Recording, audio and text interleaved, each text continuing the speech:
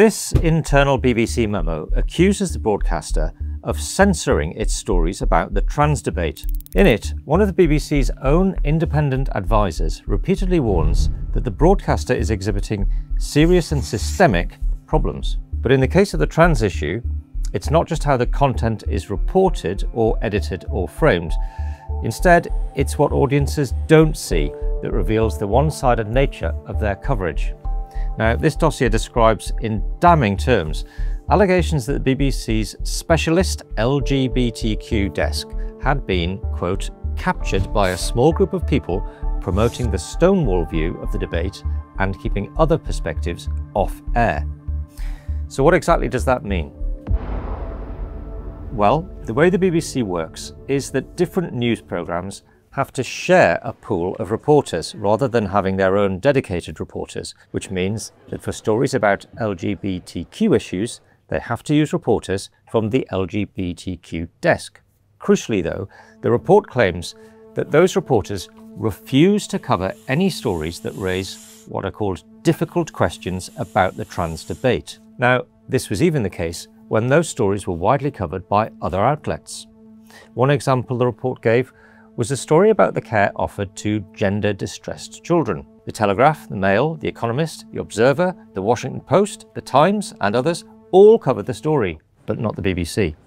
In fact, the dossier goes as far as to allege that the BBC shares a constant drip feed of one-sided stories that celebrate the trans experience without adequate balance or objectivity. Let's look at another example.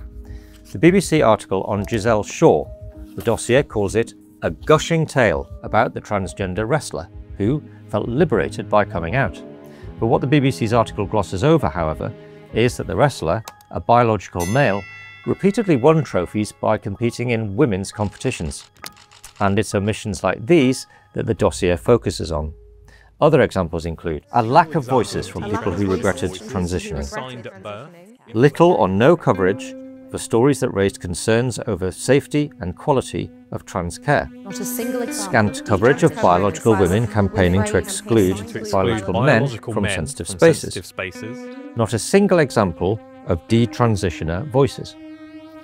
The phrase assigned at birth in relation to biological sex was appearing frequently in coverage, despite being advised against in guidelines.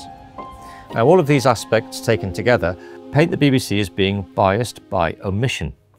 By refusing to run stories that counterbalance the reporting, the BBC shows trans news items as established facts instead of contested views.